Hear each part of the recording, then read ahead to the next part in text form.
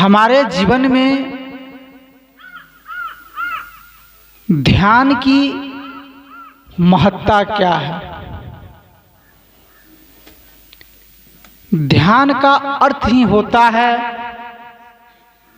हम अपने भूली हुई स्थिति को समझ लेना। ध्यान का अर्थ ही होता है हम अपनी खोए हुए स्थिति को समझ लेना। इसको एक उदाहरण से समझा जाए। एक बार की बात है, किसी गांव में एक बूढ़ी माताजी रहती थी। वह बूढ़ी माताजी को एक संतान था और बूढ़ी माताजी की मन में जिज्ञासा था, एक ही बच्चे हैं, इनको मैं पढ़ा लिखा करके किसी अच्छे पोस्ट पर भेज दूं। वो बूढ़ी माँ धीरे धीरे पढ़ाते पढ़ाते अपने बच्चे को ऊंचे मंजिल तक पहुंचा दिए और उस लड़का को जॉब लग गया, नौकरी लग गया। वो लड़का यहाँ से मान लीजिए अमेरिका चले गए जॉब करने के लिए। जैसे ही अमेरिका चले गए जॉब करने के लिए, तो पहले के ज़माने में, अभी तो मोबाइल है, कुछ ऐसा कोई बात हुआ तुरंत खबर हो जाता था। लेकिन पहले चिट्ठी का जमाना था, चिट्ठी से बातचीत वो करते थे। धीरे धीरे जब जॉब में चले गए अमेरिका, तो कुछ दिन वहाँ बहुत दिनों तक वह जॉब करने लगे। तो इधर माताजी अकेले बच गई। तो अंतिम में माताजी के पास कुछ नहीं बचा। तो जीवन जीने के लिए तो कुछ न कुछ चाहिए, भोजन पानी तो चाहिए ना। तो माताजी के पास कुछ नहीं बचा। अंतिम में वह माताजी भीख मांगना शुरू कर दिया। धीरे धीरे माताजी भीख मांगना जैसे ही प्रारंभ किया, तो लोगों को आश्चर्य लग गया। अरे माताजी भीख मांग रही है, इनका बेटा तो किसी उच्च पोस्ट पर पदाधिकारी है, लेकिन उसके बावजूद भी ये माताजी भीख क्यों मांग रही है? तो कुछ लोगों ने मिल करके वो बूढ़ी माँ से कहती है, माँ जी आप भीख क्यों मांग रही हो? तो माँ जी कहती है, भीख तो मांगना पड़ेगा, खाने के लिए तो कुछ नहीं है, कुछ तो शरीर को तो चाहिए ना। तो लोगों ने कहा, आपका बेटा अच्छे पोस्ट पर पदाधिकारी है, उसके बावजूद भी आप भीख मांग रहे हैं। क्या आपका बेटा खबर उबर नहीं लेते हैं वहाँ से? क्या कोई बातचीत नहीं करते हैं? तो बूढ़ी माँ कहती, हाँ बातचीत तो करती है, लेकिन बातचीत से क्या मुझे मतलब, सिर्फ बातचीत होती है। तो लोगों ने कहा, क्या बातचीत करती है? तो माँ कहती है, मेरा बेटा वहाँ से कभी कभी चिट्ठी लिखते हैं। तो लोगों ने माँ जी से पूछी, माँ जी वो चिट्ठी आपके पास है? तो माँ जी कहती, हाँ चिट्ठी तो बहुत सारे, ढेर सारे चिट्ठी हैं, सब दीवार पर एक कहीं लटका हुआ है। तो लोगों ने जाकर माँ जी के साथ जाते हैं और पूछते, वो चिट्ठी कहाँ है, मुझे दिखाइए। तो जैसे ही लोगों ने चिट्ठी को खोला, तो चिट्ठी तो बहुत था, 50, 60, 100 से ऊपर चिट्ठी था। लेकिन प्रत्येक चिट्ठी में उसका जो प्रणाम बंदगी जो किया था, अनुनय विनय लिखा था, वो तो लिखा ही था। लेकिन प्रत्येक चिट्ठी में, किसी चिट्ठी में 50,000 का चेक एक में तो लिखा था, प्रत्येक चिट्ठी में 50,000 का चेक, किसी में 1.5 लाख का चेक, सब में चेक उसमें दे करके वहाँ से उनका बेटा ट्रांसफर करता था। लेकिन उनके पास बहुत धन दौलत की कमी नहीं है, चिट्ठी के रूप में है, लेकिन उसके बावजूद भी वो माँ क्या कर रही है, भीख मांग रही है। कल्पना करें, हम लोग भी तो उसी रास्ते में तो नहीं जा रहे हैं। ध्यान तो करते हैं, चिंतन तो करते हैं, कुछ लोगों को मन में होता होगा ध्यान करते हैं, भगवान को देखते होंगे। बहुत लोगों को भी मानसा होती है, ध्यान कर लेंगे, चिंतन कर लेंगे तो भगवान को पा जाएंगे। ध्यान करने से जितने आप एकांत में वास करते हैं, यदि आप चिंतन मनन नहीं है, ज्ञान नहीं है, आत्मानुभूति नहीं है, तो विषय वासना का भी खूब अध्ययन होता है एकांत में। लेकिन आपके अंदर आत्मानुभूति है, आत्मा ज्ञान है, तो आप उस बल पे विषय वासना से मुक्त हो सकते हैं। क्योंकि वो माँ के पास धन दौलत की कमी नहीं है, धन दौलत की भरमार लगा हुआ है, उसके बावजूद भी माँ क्या कर रही है? गांव गांव में भीख मांग रही है। क्योंकि उनके पास वो समझ नहीं थी, वो कला नहीं थी, उनको विकृत करके भाजा करके अपना पोषण करे। यही कारण है जब योग दर्शन को महर्षि पतंजलि लिखना प्रारंभ किया तो ध्यान के संबंध में उन्होंने कुछ नियम बताए। पतंजलि महाराज कहते हैं, दुनिया के लोग, तुम ध्यान के रास्ते पे चले हो तो सबसे पहले यम का पालन करना होगा, नियम का पालन करना होगा। यम नियम, आसन, ध्यान, धारणा, प्रत्याहार, ध्यान, धारणा, समाधि, ऐसे मतलब ध्यान 8वां नंबर पे है कि नहीं है? 7वां या 8वां नंबर पे। लोग सोचता है आंख मुने ध्यान लग गए, ऐसे कोई बात नहीं है। ध्यान तो एकांत की चीज है, ठीक है, सामूहिक है, यहाँ भी होनी चाहिए, इसका मैं विरोध नहीं करता हूँ, जो नियम है, लेकिन वो भी करना चाहिए। क्योंकि ध्यान से आप, जब आपके जीवन में यदि ध्यान नहीं है, चिंतन नहीं है, इस संसार से आप मुक्त नहीं हो पाएंगे। ध्यान ही तो है जो पूरा संसार को या अपने मन को संतुलित करके वो मंजिल तक आप पहुंच सकते हैं। प्रत्येक व्यक्ति को ध्यान की आवश्यकता है। जिस व्यक्ति के जीवन में सत्संग नहीं है, मैंने कल भी कहा था, जिस मनुष्य के जीवन में सत्संग नहीं है, गुरु भक्ति नहीं है, ध्यान नहीं है, साधना नहीं है, उस व्यक्ति का जीवन कैसा है? नाव में यदि खेवैया नहीं हो, वो नाव का क्या दुर्दशा होगा? कोई पता चलेगा रेत में कहाँ जाएगा? कोई पता नहीं चलेगा। उसी प्रकार बंधुओं, यदि हमारे जीवन में ध्यान साधना नहीं है, वो जीवन की कोई महत्ता नहीं है। पशु पक्षी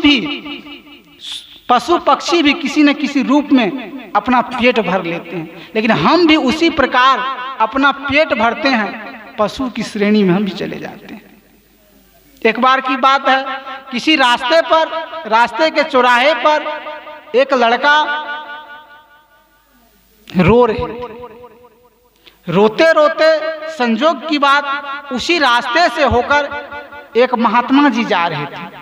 तो महात्मा जी उस युवक को कहा, बेटा क्यों रोते हो? क्या रोने का क्या कारण है? किस लिए रोते हो? तो लड़का ने कहा, बाबा देखिए, हमारे जीवन में मैंने तो रुपया धन दौलत बहुत कमाया, लेकिन एक भी धन दौलत रुपया पैसा नहीं रहा। क्यों नहीं रहा? उस व्यक्ति के जीवन में ध्यान साधना नहीं था, गुरु भक्ति नहीं था। तो लड़का ने महात्मा से कहा, महात्मा जी मैंने अपने जीवन में बहुत कमाया, धन दौलत कमाया, लेकिन आज मेरा वो दुर्दशा है कि एक भी धन दौलत नहीं रहा, सब लुट गया, सब बिखर गया। लड़का जैसे ही बोला, क्योंकि महात्मा लोग भी अनुभवी होते हैं, पढ़े लिखे महात्मा लोग तो होते ही हैं, लेकिन उनके पास आत्मज्ञान होता है, आत्मानुभूति होता है, अनुभवी होते हैं। क्योंकि महात्मा जी अनुभवी थे, महात्मा जी को जैसे हूँ लड़का कहा तो महात्मा जी को लगा शायद ये लड़का शराब वगैरह पीते हैं, मांस वगैरह खाते हैं। तो महात्मा जी उस लड़का को समझाने लगा, बाबू देखो, मानव का जीवन मिला है, इस जीवन में मांस, मछली, मदिरा, मादक द्रव्य, गाजा, भांग, बीड़ी, सिगरेट, खैनी, जर्दा, न जाने ये किन किन आजकल पुरिया चला है, ये पुरिया सब नहीं लेना चाहिए। यह मानव के जीवन के लिए हितकर नहीं है, यह दुखदाई अहितकर है, इनको नहीं लेना चाहिए। जैसे ही महात्मा जी उस लड़का को कहा तो जैसे ही महात्मा जी उस लड़का को कहा, लड़का को लगा अरे महात्मा जी हमको क्या समझा रहे हैं। तो महात्मा जी को कहता है बाबा ये सब हम छोड़ने वाले नहीं है, आपको क्या पता है, यदि आप एक पैक लगा लीजिएगा ना आपका सत्संग भजन सब छूट जाएगा, एक पैक तो लगाइए ना। ये कौन कह रहा है? वो लड़का कह रहा है महात्मा जी को, क्योंकि महात्मा जी तो खुद अनुभवी थे। महात्मा जी उस व्यक्ति के बात में कभी उलझेगा? कभी नहीं उलझेगा। ऐसे ही लड़का कहने लगा तो दोनों में बातचीत हो गई, दोनों में खिंचातानी हो रहा है। इधर से महात्मा जी भी समझा रहे हैं, लड़का भी उधर समझा रहे हैं। दोनों में यदि बातचीत हो गया, इसको कवि ने अपने भाषा में व्यंग कर दिया। तो लड़का कह रहा है महात्मा जी को बाबा इसको हम छोड़ने वाले नहीं हैं, कितनों आप प्रयास कर लीजिएगा हम इनको नहीं छोड़ने वाले हैं। तो दोनों में जो वार्तालाप हुई, कवि ने इसको अपने भाषा में व्यंग करते हुए कहा। तो लड़का कह रहा है महात्मा जी को बाबा सुनिए, बांध लेंगे 2-4 बोतल कफन में। ये कौन कह रहा है? ये लड़का कह रहा है महात्मा जी को, बांध लेंगे 2-4 बोतल कफन में, कब्र में बैठकर पिया करेंगे, खुदा जब आएंगे हिसाब लेने उसको भी 2-4 पैक दिया करेंगे। जो व्यक्ति पहले से अपने दिमाग में पहले से उस प्रकार का चिंतन एडजस्ट किए हुए है, वह व्यक्ति कभी सुधर पाएगा? कभी नहीं सुधर। क्योंकि महात्मा जी भी पढ़े लिखे थे, महात्मा जी भी कहते हैं बाबू ठीक है, यदि तुम इसको नहीं छोड़ोगे तुम्हारा अंतिम में दुर्दशा क्या होगा आज तुम सुन लो। इधर से महात्मा जी भी इधर से इनके ही भाषा में उत्तर देते हैं। महात्मा जी कहते हैं बाबू सुनो, हजारों बह गए इन बोतलों के बंद पानी में, जो डूबे हैं गिलासों में न उभरे जिंदगानी में। ये तेरे हाथ का प्याला है, तेरी मौत का प्याला है, घुला है जहर शरबत में, छुपी है आग पानी में। ना कर बर्बाद अपनी जिंदगी बोतल के दीवानों, वो काटेगा बुढ़ापा में जिसने तू बोया है जवानी में, वो काटेगा बुढ़ापा में जिसने तू बोया है जवानी में। बंधुओं, लोग सोचता है अभी हम जवान हैं, हम सत्संग में नहीं जाएंगे, जब मेरा अवस्था होगा, बूढ़े हो जाएंगे, किसी काम के लायक नहीं होंगे, तब एक बच्चा को गोद में लेकर सत्संग में जाएंगे। लोग यही नहीं सोचता है। और व्यक्ति का जीवन कभी सार्थक नहीं होगा। यदि आप जवानी में सब काम करते हैं तो कुछ समय निकालकर ध्यान साधना सत्संग भजन भी जवानी अवस्था में करिए, तब आपका जीवन सार्थक हो जाएगा। लेकिन लोग इतना मोह में ग्रसित हो जाता है, वो अंतिम समय को याद नहीं करता। सदगुरु कबीर कहते हैं, सदगुरु कबीर का दर्शन है, करोड़े मनवादिन की तदबीर, जब यमराजा आन पड़ेगी नैक धरत नहीं नीर, मुगरी मार के प्राण निकासत नैनन भरिए नीर। सदगुरु कबीर कहते हैं दुनिया के लोग, हे मन ऐ मनुष्य उस दिन का ख्याल करो। किस दिन का? जब शरीर छूटेगा, संसार छूटेगा, पुत्र छूटेगा, पत्नी छूटेगी, भाई छूटेगा, दुनिया के सारे रिश्ते नाते छूटेंगे, तब तुम्हारा अंतिम में कौन साथी होगा? कभी किसी ने ख्याल किया है? कभी किसी ने चिंतन किया है? जिसे व्यक्ति उस संदर्भ में सोचना प्रारंभ कर देगा तो समझिए उसके जीवन में उसी क्षण से सत्संग प्रारंभ हो जाएगी। तब सत्संग पंडाल लगाकर करना नहीं पड़ेगा, उसी दिन से सत्संग उसके जीवन में शुरू हो जाएगी। लेकिन लोग उसको भूल बैठते हैं। सदगुरु कबीर कहते उसी दिन की चिंगारी को पनपने दीजिए तो आपका जीवन बदल जाएगा। क्योंकि उंगली मार रत्नाकर डाकू के जीवन में जो सत्संग हुआ था वो ज्यादा देर सत्संग नहीं हुआ था। वो सत्संग क्या था? मैं तो ठहर गया, तुम कब ठहरोगे, था ना वही सत्संग। जैसे ही महात्मा बुद्ध का आवाज सुना, उनके जीवन में झटका लगा, उनका जीवन बदल गया। लेकिन कल्पना करें हम लोग कितने दिनों से सत्संग सुनते चले आ रहे हैं, कितने दिनों से भजन करते चले आ रहे हैं, लेकिन उसके बावजूद भी हमारा जीवन ज्यों के त्यों पड़ा हुआ है। फिर सत्संग में जाने से क्या फायदा? यदि आप सत्संग में आए हैं, बोलिए सद्गुरुदेव की जय।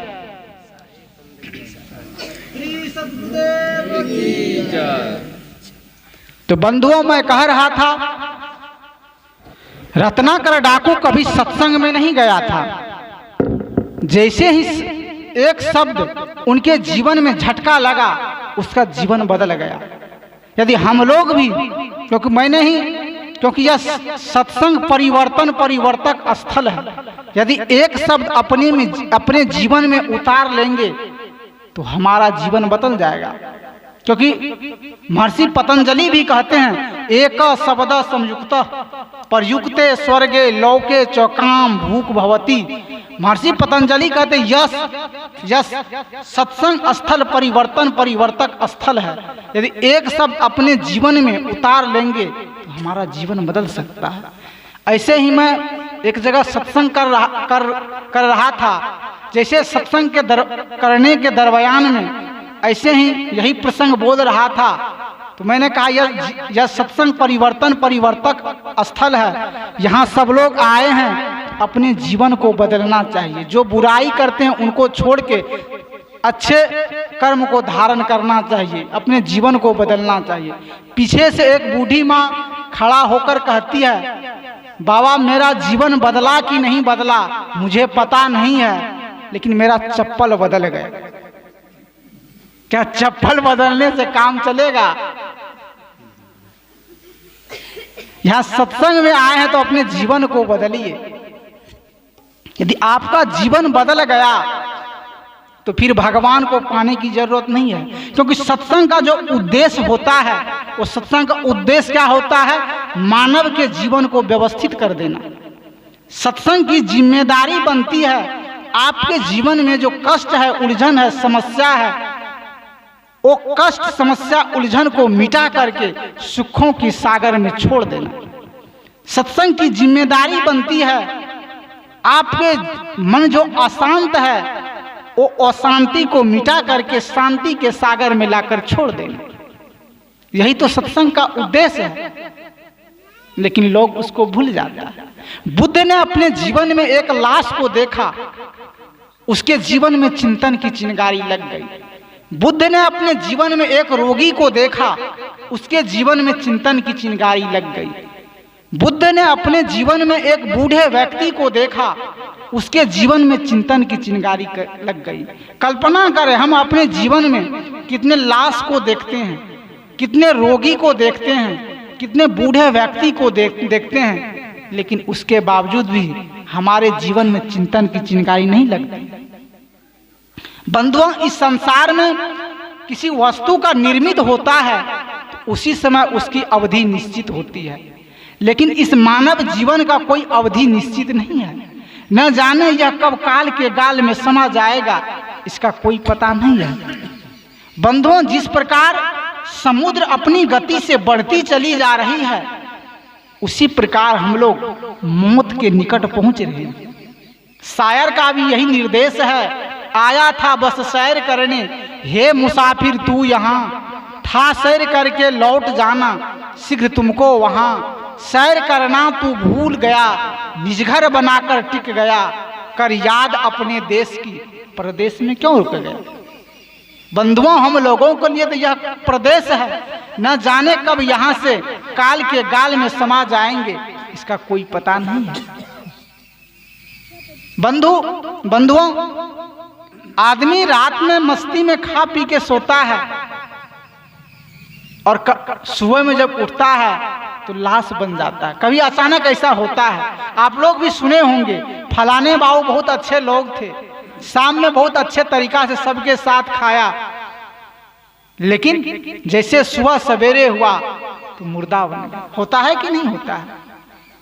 लेकिन लोग उस समय को याद नहीं करता है। लोग सोचता है सत्संग में क्यों जाएंगे, जब बूढ़े होंगे तब सत्संग, रिटायर होंगे तब सत्संग में जाएंगे। बंधुओं, सत्संग में ही सिखाया जाता है भाई भाई के बीच कैसे व्यवहार करना चाहिए। सत्संग में ही बताया जाता है देवरानी जेठानी के बीच कैसे आपसी प्रेम करना चाहिए। यह सत्संग में ही सिखाया जाता है। सत्संग में ही बताया जाता है संत गुरुजनों के साथ कैसे व्यवहार करना चाहिए। ये केवल सत्संग आंख मूंदने के लिए यहाँ नहीं लोग आते हैं। इसीलिए बंधुओं, मनुष्य प्रत्येक व्यक्ति के जीवन में सत्संग जरूरी है। बंधुओं, हम जिंदगी भर यही रटते हैं, मकान नाम सत्य है, धन दौलत नाम सत्य है, दुकान नाम सत्य है, जमीन जायदाद नाम सत्य है, लेकिन अंतिम समय में इस शरीर से चेतना निकल जाती है, तब गांव वाले चिल्ला चिल्ला कर क्या कहते हैं? राम नाम सत्य है। कहते हैं कि नहीं कहते हैं? जिस राम तत्व को जीते जी समझना चाहिए, वो राम तत्व को नहीं समझते हैं। कोई विद्यार्थी जिंदगी भर मैथमेटिक्स की तैयारी करे और परीक्षा भवन में केमिस्ट्री का पेपर दिया जाए, वो फेल की पास, वो फेल करेंगे कि पास? बोलिए ना, फेल की पास। उसको फेल करना निश्चित है। यही हमारा जीवन का हालत, यही हमारी जीवन की हालत है। जिस राम तत्व को समझना चाहिए, लोग उनको समझने देता नहीं है।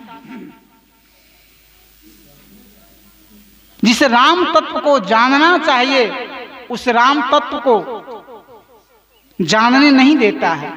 वो राम तत्व को कब जानने देता है? जब रिटायर हो जाते हैं तो।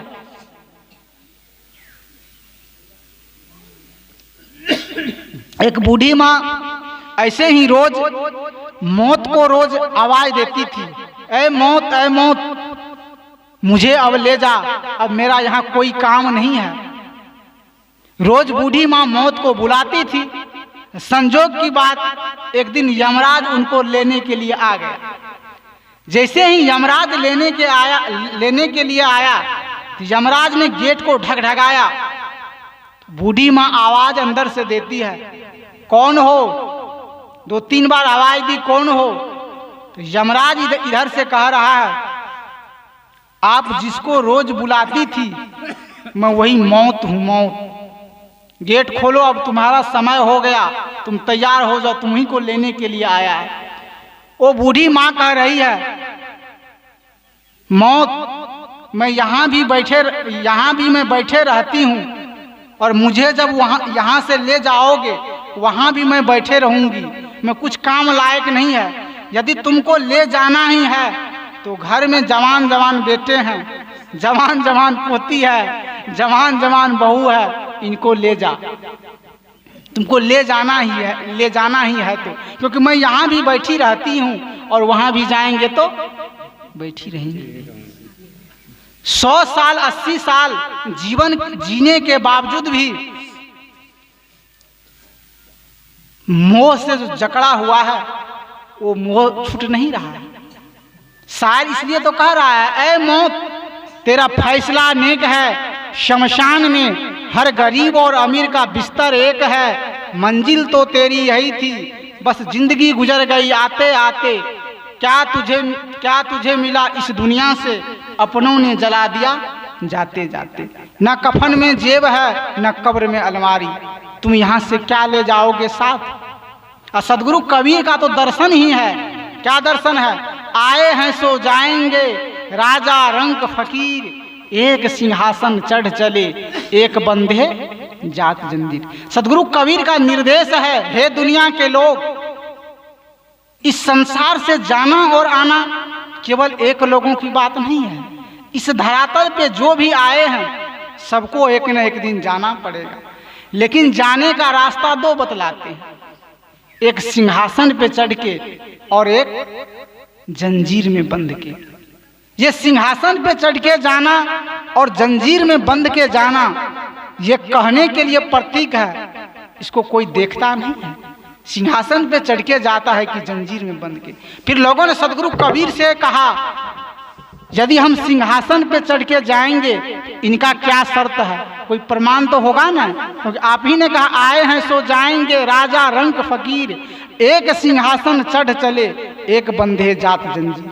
लोगों ने सदगुरु कबीर से कहा आप कहते हैं सिंहासन पे चढ़ के, एक तरफ सिंहासन लगी हुई है एक तरफ जंजीर बंधी हुई है, तो दोनों रास्ते पर जाने के लिए क्या उपाय है वो तो बतलाइए। सदगुरु कबीर ने कहा दुनिया के लोगों के, हे दुनिया के लोग, इस संसार से तुम सिंहासन पे चढ़ के जाना चाहते हो तो 4 काम करना होगा। वो 4 क्या काम है बताऊं कि नहीं, आप लोगों को बताऊं? सदगुरु कबीर कहते हैं यदि इस सिंहासन पे चढ़ के जाना चाहते हो तो 4 काम करना होगा। वो 4 क्या काम है? सिंहासन को तत्काल हटा लीजिए, सिंहासन के बदले में चौकी मान लीजिए। चौकी सब लोग समझते हैं कि नहीं है? सिंहासन को, चौकी को ही बना दीजिए सिंहासन। चौकी में कितने पौआ? 4 पौआ। सदगुरु कबीर का भी क्या निर्देश है सिंहासन पे चढ़ के जाने के लिए? 4 काम। सदगुरु कबीर कहते हैं तुम सिंहासन पे चढ़ के जाना चाहते हो तो 4 काम कर लो तो तुम्हारा सिंहासन तैयार हो जाएगा। अर्थात 4 पौआ तैयार हो गया, तो 4 पौआ तैयार हो जाएगा तो मस्ती में सिंहासन चढ़ के जा सकते हो। वो 4 काम क्या है? सदगुरु कबीर कहते हैं हे दुनिया के लोग, यदि तुम सिंहासन पे चढ़ के जाना चाहते हो तो इस संसार में जीते जी रहते हुए अपने मन को मार दीजिए तो आपके जीवन में 1 पौआ तैयार हो जाएगा। मन जो दूसरे के धन पे ललच रहा है, मन जो किसी के रूप पे ललक रहा है, मन जो किसी के धन संपत्ति पे ललक रहा है, सदगुरु कबीर कहते हैं उसी मन को मार दीजिए सबसे पहले तो आपके जीवन में 1 पौआ तैयार हो जाएगा। फिर लोगों ने कहा फिर 2 पौआ कैसे तो तैयार होगा? तो सदगुरु कबीर कहते हैं इस संसार में जीते जी रहते हुए अहंकार को मार दीजिए तो 2 पौआ तैयार हो जाएगा। फिर लोगों ने कहा तीसरा पौआ के लिए क्या कंडीशन है? तो सदगुरु कबीर ने कहा इस संसार में जीते जी रहते हुए तृष्णा को मार दीजिए तो आपके जीवन में 3 पौआ तैयार हो जाएगा। जीते जी रहते हुए आशा को मार दीजिए तो आपके जीवन में 4 पौआ तैयार हो जाएगा। फिर उस सिंहासन पे चढ़ के जाने के लिए भी देवता भी नहीं रोक सकता है। आप उस सिंहासन पे चढ़ के मस्ती में जा सकते हैं। यही सदगुरु कबीर का निर्देश है। लेकिन लोग उस सिंहासन पे चढ़ के जाने के लिए तो सब ललायित है, लेकिन उसका क्या निर्देश है, क्या कंडीशन है, उसको भूल गया। शायर का भी यही निर्देश है। लाखों मुफल्लिस हो गए, लाखों तवंगर हो गए, उर्दू लफ्ज है। शायर कहते हैं लाखों मुफल्लिस हो गए, लाखों तवंगर हो गए। मुफल्लिस का मतलब होता है धनवान अमीर, तवंगर का मतलब होता है निर्धन गरीब। कहते हैं लाखों मुफल्लिस हो गए, लाखों तवंगर हो गए, लेकिन खाक में मिले तो दोनों बराबर हो गए। यदि आप खाक में मिलेंगे और दोनों गरीब व्यक्ति का खाक और अमीर व्यक्ति का खाक यदि आप तुलना करेंगे तो ये आप नहीं कह सकते ये गरीब वाला राख है, ये कि अमीर वाला राख है। क्या मैं बना के कह रहा हूं कि आप लोगों, यदि आप नहीं होता है तो आप प्रैक्टिकल करके देखिएगा, आप पता नहीं कर पाएंगे ये गरीब वाला राख है कि अमीर वाला राख है। लेकिन लोग उसको भूल जाते हैं। सदगुरु कबीर कहते हैं उसी चिंतन को अपने जीवन में पनपने दीजिए तो आपका जीवन सार्थक हो जाएगा। जो व्यक्ति मौत को याद करेगा हमेशा, उस व्यक्ति से कभी गलती हो ही नहीं सकता है। जो सत्य है, जो राम तत्व सत्य है, राम नाम सत्य है, उसको लोग भूल जाते हैं। इसको गोस्वामी तुलसीदास ने बहुत बड़ा चित्रण किया है रामचरितमानस में। मात पिता बालक ही बुलावा, उदर भरे सोई काज सिखावा। गोस्वामी तुलसीदास कहते हैं बच्चे के लिए माँ बाप कभी अहित नहीं सोचते हैं, लेकिन माँ बाप को भी आत्मनाभूति नहीं होने के कारण, आत्मज्ञान नहीं होने के कारण केवल बच्चों को इतना शिक्षा दे देते हैं, अपना पेट भर ले और दूसरे व्यक्ति का पेट भर ले। क्या वो पेट भरने से काम चलेगा? वो मुक्ति मोक्ष केवल निर्वाण ये दूर की बात है, वहां तक जाने के लिए तो बहुत कंडीशन है, लेकिन जो धरातल जमीन की बात है उसको तो समझिए। सदगुरु कबीर कहते उसी चिंतन को, दर्शन को अपने जीवन में उतारिए, आपका जीवन सार्थक हो जाएगा। सिंहासन पे चढ़ के सब लोग जाना चाहते हैं कि नहीं चाहते हैं? तो सबसे पहले मन को मारिए, अहंकार को मारिए, आशा को मारिए, तृष्णा को मारिए, वो सिंहासन आपके लिए तैयार हो जाएगा। फिर कोई देवता भी उस पर ब्रेक करेगा, रोकेगा, वो देवता का भी हिम्मत काम नहीं करेगा।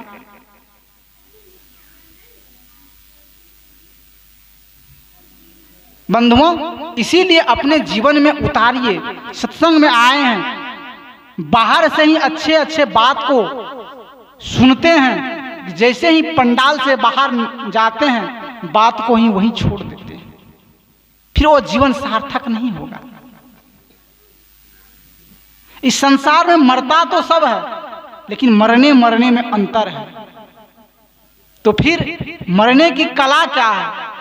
लोगों ने कहा कि ट्रेन से कटकर मरे, पानी में कूदकर मरे, तो ये मरने की कला नहीं है। जिन्होंने अपने जीवन में जीने की कला को समझ लिया, वही उसके जीवन में मरने की कला को समझ लिया।